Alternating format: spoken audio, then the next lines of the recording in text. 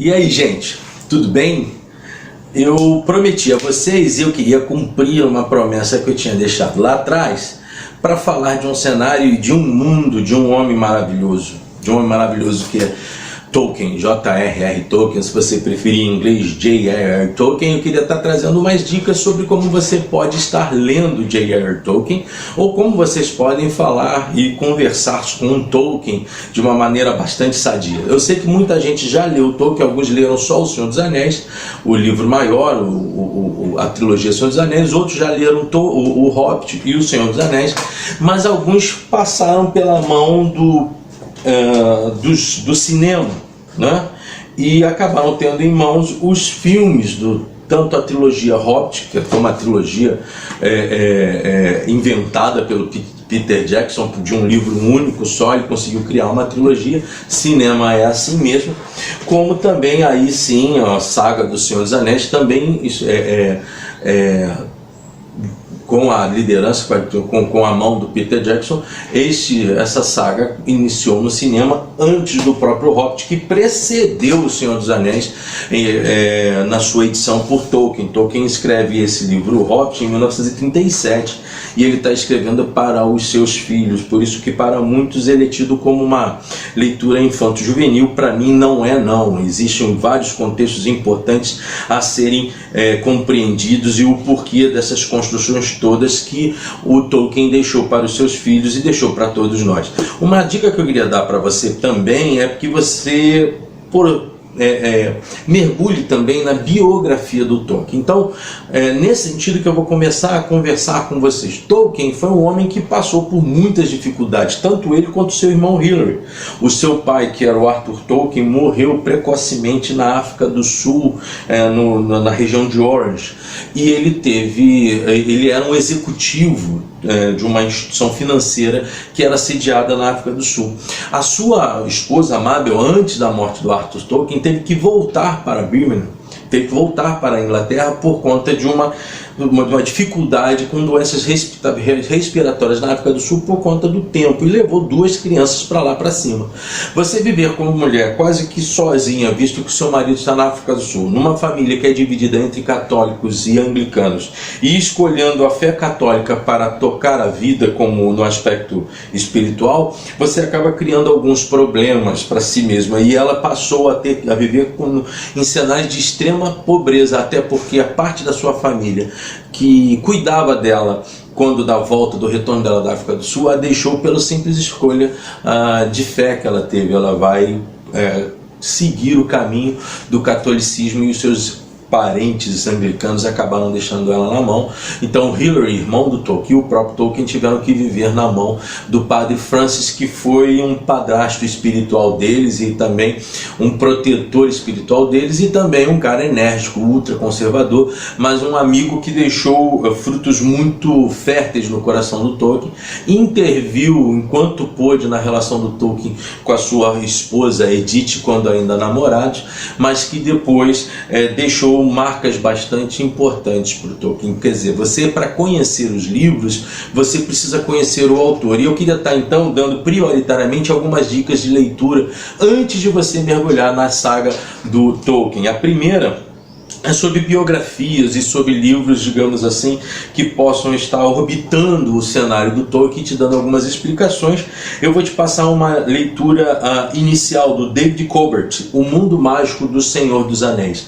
Mitos, lendas, histórias fascinantes da Sextante. Eu li esse livro, já tinha lido O Senhor dos Anéis, já tinha mergulhado muito no Senhor dos Anéis. Eu li esse livro já bem mais adulto do que quando li tanto o Hobbit quanto o próprio Senhor dos Anéis, e é um livro interessante para você que só viu o filme. Você que só viu o filme vai achando... Se você viu a saga, por exemplo, do Senhor dos Anéis no cinema, você jamais vai conhecer personagens como Tom Bombadil, ou como a sua fada e sua companheira Frutadouro, Tom Bombadil é um dos personagens mais intrigantes do Tolkien e você talvez nem o conheça. E também, se você viu o Hobbit no cinema, se você teve a experiência de ver o Hobbit no cinema, você viu um romance entre Tauriel e Kili. Tauriel era aquela elfa, guarda, chefe da guarda dos elfos, se apaixonando pelo Kili, que era um dos anões, um dos possíveis, inclusive, herdeiros ao trono. E isso não existe no livro. Nenhuma dessas situações que eu citei entre a elfa e o anão aconteceram. Peter Jackson achou de liberdade poética dele, achou de inserir esses dois personagens para dar lá um trama de romance, uma ideia de romance e também, como a gente viu no próprio filme, uma tragédia, né? Então, essa dica que eu quero passar para vocês é justamente essa. Primeiro, dá uma lida nesse livro, que é um livro introdutório, é um livro interessante que vai contar algumas coisinhas de Tolkien, mas vai trazer também um diálogo dos mitos tolkienianos com os mitos que os cercaram e que tanto o influenciaram. Então, esse aqui é um dos livros que eu vou indicar para você. Outro livro que eu também indico para ti, ele é um livro intermediário no campo biográfico, que foi muito bem editado pela Darkside. Gosto eu muito da Darkside em tudo aquilo que ela faz. A Darkside, eu tenho alguns livros dela aqui comigo. Não tem um livro, uma edição da Darkside que você não possa dar uma nota 10 para eles, até superior se pudesse ser. Então, esse livro do Michael Wright, J.R.R. Tolkien, O Senhor da Fantasia, que lá na Inglaterra saiu como uma biografia, ou a biografia de J.R.R. Tolkien, ele é um livro biográfico introdutório, não, um livro biográfico intermediário. Ele está entre este livro aqui e os próximos livros que eu vou estar mostrando para você. Eu gosto muito e gostei muito da forma como Michael Wright escreve. Ele fala sobre a vida do Tolkien, isso que eu estava conversando com vocês, ele escreve aqui também, mostra a relação do Tolkien com C.S. Lewis, mostra a relação do Tolkien com Inklings, mostra a relação do Tolkien com as lendas nórdicas, com as línguas nórdicas, o finlandês, a paixão que o Tolkien tinha com relação a esses temas e como ele acabou por construir a sua obra. É muito bom. O Michael Wright se especializou em ser um biógrafo de vários expoentes britânicos. Eu diria a você que procurasse esse livro. Inclusive tem o mesmo livro pela Darkside lançado, se eu não estou enganado, sob tema comemorativo ao aniversário do Tolkien. É a mesma obra com o mesmo conteúdo, a capa muda e existem ali alguns bibelôs e dizem, eu não tive esse livro em mãos, mas pelo que eu tenho visto, os comentários que me são dados, foi também uma edição maravilhosa que a Darkside acabou por fazer. Então, guarda ele. Esse é um livro bom para que você leia antes mesmo de tomar nas suas mãos qualquer uma das obras do Tolkien. É a minha visão. E se você já leu O Hobbit e O Senhor dos Anéis, porque não estamos só falando de Hobbit e O Senhor dos Anéis, mas se você já leu O Hobbit e O Senhor dos Anéis, acho eu por bem que você venha a relê-los depois desta obra maravilhosa do Michael Wright. O outro livro para mim é a biografia mais completa do Tolkien, que é do Humphrey Carpenter, J.R.R. Tolkien, uma biografia. Esse livro é editado pela HarperCollins, e eu queria deixar, eu sempre falo dele, mas eu queria deixar de novo aqui meus parabéns, a capa do Rafael Brum, ele tanto no campo da diagramação como também no campo das suas capas, ele dá um show. Ele faz essa capa, vai fazer a outra capa que eu vou mostrar para vocês, esses dois pela edição da HarperCollins. Ele tem feito as capas de todos os livros da Thomas Nelson referentes ao C.S. Lewis. Foram lançados alguns outros agora há pouco tempo, mas todos aqueles livros que eu tive em mãos da HarperCollins, todos eles, pelo que eu tenho pesquisado, foram capas e foram obras de arte do Rafael. Então, este livro aqui do Humphrey Carpenter, J.R.R. Tolkien, uma biografia, eu vou botar já já esse livro para você ver aí no vídeo, ele é muito mais completo do que o do Michael Wright, com certeza. E mostra algumas nuances que o Michael Wright não mostra. Inclusive, existe alguns errinhos do Michael Wright em relação a descrições, por exemplo, de territórios dentro do cenário do mundo tolkieniano, e que o Humphrey Carpenter ele é preciso. É muito interessante também a descrição que o Humphrey Carpenter fala sobre Tolkien na sua obra Beowulf, que não está aqui nas minhas mãos e que é uma obra transversal às obras do Senhor dos Anéis. É uma obra a partir da mitologia europeia, da mitologia nórdica e também da mitologia céltica. É um livraço, vale a pena você estar lendo, vale a pena você mergulhar no livro do Humphrey Carpenter. Eu acho por bem você estar lendo. Quero dizer o seguinte, você não precisa ler todos, mas é bom que você os leia. Mas se você ler os 2 primeiros, você já está bem amparado para estar estudando, para estar ingressando no cenário tolkieniano. O último, e aí eu queria dar também sobre a capa do Rafael Brum, é o Colin Dulles, também editado pela HarperCollins, J.R.R. Tolkien e C.S. Lewis, O Dom da Amizade. Eu falei sobre esse livro, gente, no 2º vídeo nosso. Eu não sei se vocês chegaram a procurar, a observar, eu falei sobre esse livro e eu convido a vocês a estarem indo lá no vídeo, que ele vai ficar melhor explicado para todos vocês. Mas, como digo, o foco é a amizade de Tolkien com C.S. Lewis. É quase que um estilo bem novelesco. Quando ele está falando do C.S. Lewis, ele está falando de Tolkien. Quando ele está falando de Tolkien, ele está endereçando seus argumentos para C.S. Lewis. Achei um livro maravilhoso e de uma leitura muito fácil. A partir daí, eu posso começar a conversar com vocês do sistema de leitura que vocês podem integrar para um costume ou para uma ordem de investimento literário. Como é que vocês vão ler o mundo Tolkien? E aí, por aí que a gente vai começar a estar falando já já. Tendo na tua mão toda a biografia que eu falei, ou parte dela, fica fácil para você começar a ler O Senhor dos Anéis, ou pelo menos a saga Tolkien, não apenas O Senhor dos Anéis, não sei nem por que eu falei só O Senhor dos Anéis. Fica interessante para você começar a ler da seguinte forma. Eu acho, para quem está ingressando, o primeiro passo deve ser justamente ler esse livro de 1937, o primeiro livro do Tolkien escrito para os seus filhos. 1937 vai nos trazer O Hobbit. Esta obra aqui, O Hobbit, eu tenho a obra O Hobbit na Martins Fontes, mas você tem a edição dela também pela HarperCollins. Essa edição aqui, a minha edição em especial, se eu não estou enganado, é de 1998. Deixa eu ver se eu acho ela aqui. Não, a minha é de 2002. Mas também houve edições dela em 98 e em 1995 aqui no Brasil, da Martins Fontes.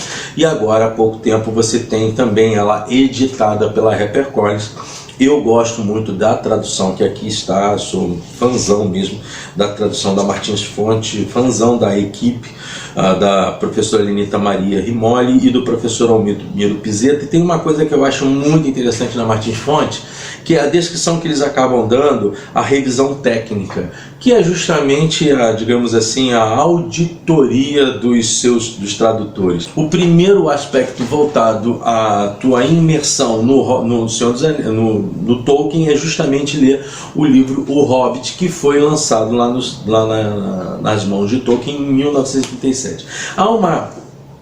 Isso é explicado pelos biógrafos do Tolkien. Há uma experiência engraçada, interessante, uma curiosidade do Tolkien, porque não seria O Senhor dos Anéis o segundo livro do Tolkien, mas é este segundo livro que eu vou indicar a vocês estarem lendo, porque é uma forma mais branda de iniciar o canal de interlocução com o Tolkien, e aí você começa a ter um crescimento maior do conhecimento de toda a mitopoética, a cosmovisão do Tolkien, a sua construção de mundo e de seus personagens. É uma leitura que está intimamente ligada ao Hobbit. Você tem alguns personagens que fazem linkagem, você tem o próprio Frodo Baggins, né? ligada ao Bilbo, que é justamente o Hobbit que está aqui, e é o Hobbit que vai ter em suas mãos o anel que estava nos dedos de Sauron. O outro, e aí sim, como eu falei que não era para ter sido o segundo livro do Tolkien, O Senhor dos Anéis, eu vou trazer o livro que o Tolkien propôs à editora e a editora não quis fazê-lo, que era justamente este aqui, o Silmarillion, que é uma espécie de contexto de escritos também mitopoéticos do próprio Tolkien, mas que explicam as eras anteriores àquelas que estão nesses livros. E eu gosto muito mesmo da gênese do Tolkien no Silmarillion. Todos vocês já devem ter visto no filme Silmarillion, aquelas pedras que aparecem nos filmes do Peter Jackson, mas eu queria ler para vocês o primeiro parágrafo do primeiro capítulo, que é Anunlindale, a música dos Ainur. Havia Eru, o único, que em Arda é chamado Ilúvatar. Ele criou primeiro os Ainur, os sagrados, gerados por seu pensamento, e lhe faziam companhia antes de tudo que fosse criado. Se vocês já leram pelo menos uma vez o início do livro do Gênesis, vocês vão entender que esta aqui é a gênese do Tolkien, e é uma gênese bem cristã, no contexto bem católico e mesmo protestante da cultura cristã que o Tolkien tinha. Mas o interessante mesmo, o mais belo desse processo todo de criação desse texto do Tolkien se dá em observar essa gênese como sendo uma gênese de criação musical cantada. E é aqui que vai surgir o inimigo maior e inicial do Tolkien, que é Morgoth, que é um dos Ainundale e que acaba se levantando contra Ilúvatar e que é então separado da relação com Ilúvatar. Será que você já leu isso em algum livro bíblico? Eu já li.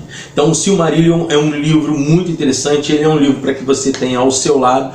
Por que eu estou colocando ele em terceiro lugar? Porque eu acho que você precisa primeiro se apaixonar pelo que o Tolkien escreve nesses dois livros, para você ter estômago para esse aqui. O quarto livro que eu vou indicar a vocês é este aqui, olha, é Os Filhos de Húrin.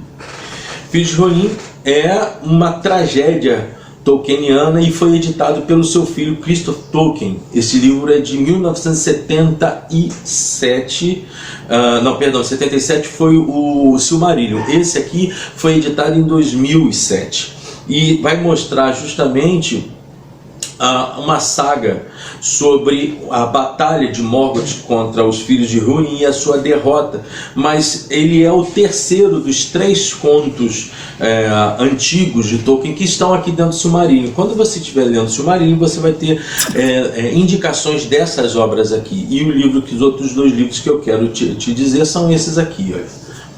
A Queda de Gondolin, que é o último livro do Tolkien dos 3 contos, né, que mostra a queda da cidade de Gondor.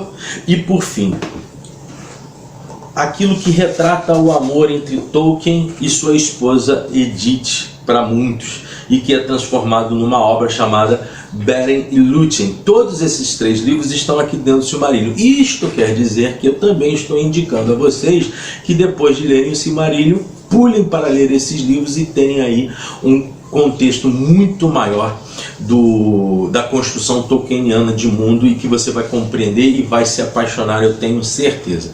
Mas ainda tem um livro final, um livro que eu queria dizer para vocês e queria deixar para vocês estarem lendo segundo ao seu tempo. Um último que eu tenho para estar mostrando para vocês é este que foi editado agora pela HarperCollins, Contos Inacabados de Númenor, mas que a edição dele também é da década de 50, e ele é um livro complementar às histórias da Terra-média. Todos esses livros que eu estou falando para vocês, eu vou estar conversando deles um por um. Aqui agora a minha primeira preocupação é indicar a vocês a forma de leitura que vocês possam ter do universo tolkieniano. É um livro muito bonito, muito interessante. Aliás, queria dizer, eu já falei da Martins Fontes, eu quero falar, todos esses 4 livros que eu coloquei aqui da HarperCollins, eles são da HarperCollins, e 3 dessas capas aqui que eu tinha dito continuam estando na mão do Rafael Brum, mas aqui ele já tem a assistência de diagramação da Sona Petkoff. E esta capa aqui desta obra maravilhosa, ela já é do André de Azevedo, do Alexandre de Azevedo. Isso mesmo, com a Sônia Petkoff e o Rafael já não está nessa. Mas são 3 grandes livros, são 4 grandes livros que a HarperCollins criou. Ela também refez, ela reeditou O Senhor dos Anéis, ela editou o Silmarillion e também ela editou o Hobbit. Mas eu tenho justamente uma intimidade maior com a Martins Fontes no que tange ao conteúdo. Mas também é um ótimo livro para ser lido, e ele é o 3º e último. Ele é o 5º ou 6º, sei lá, o 7º e último que você deve ler. Eles inclusive deixam para nós, a Darkside também fez isso, deixou um mapa da Terra-média, um mapa aqui, ele já não é mais um mapa da Terra-média, mas é a história de Túrin, e o mais famoso dragão dentre todos, inseridos no contexto do mundo tolkieniano. Há algumas curiosidades, por exemplo, quando eu digo para vocês que o Tolkien trouxe muita coisa da sua vida, para muitos, e eu tenho certeza que isso é fato, a introdução da Aracna, aquela aranha gigante de Tolkien no Senhor dos Anéis, ela tem com certeza o seu nascedouro num acidente que ele teve ainda pequeno, quando ele foi picado por uma aranha lá na África do Sul. Bom, o que eu indico a vocês quando estiverem lendo Tolkien? Além de todas essas obras, buscarem também o entendimento deles sobre contos e sobre fadas. E aí você vai ter um livro maravilhoso de Tolkien, que é A Árvore e a Folha. O texto A Árvore e a Folha, esse aqui pela Martins Fontes, saiu um agora também pela HarperCollins, se eu não estou enganado. Esse da Martins Fontes saiu em 2014 e ele vai tratar 2 textos do Tolkien. É um livro rápido de se ler, são 82 páginas. O primeiro é sobre as fadas e o segundo, Folha de Migalha. Vale muito a pena porque Tolkien vai destrinchar a ideia das fadas no seu contexto original e não naquele contexto poético, romântico que acabou por nos chegar, e que vai dar noção também a você da própria construção tolkieniana dos elfos. Eu gostei muito também desse livro e eu proponho a você estar também buscando a leitura posterior, ou até também a leitura introdutória. Eu não vejo nenhum problema de você estar lendo uma perspectiva tolkieniana das mãos do próprio autor acerca das fadas, antes mesmo de ler as obras magnas do Tolkien, que são o Hobbit e o Senhor dos Anéis, e os outros livros que foram construídos ao seu tempo e foram trabalhados por essa mente maravilhosa que é o Tolkien. Bom, eu queria pedir a vocês o seguinte: nós estamos crescendo demais lá no Facebook, demais.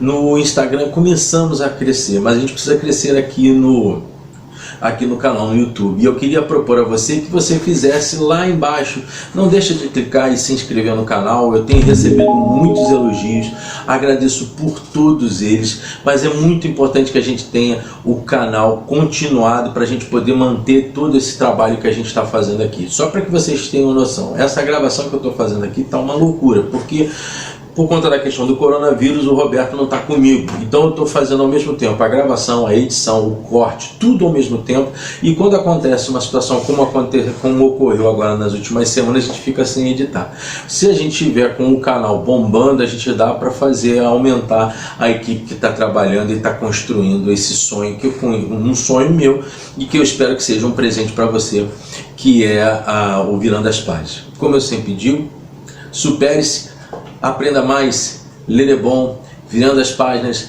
Vou voltar para cooperar com vocês e recuperar o tempo com outras obras. Vou trazer o Harari já para a gente estar conversando sobre ele, e o C.S. Lewis no seu O Diabo, Carta do Diabo ao Seu Aprendiz. Um grande abraço para vocês, vamos seguir, até a próxima.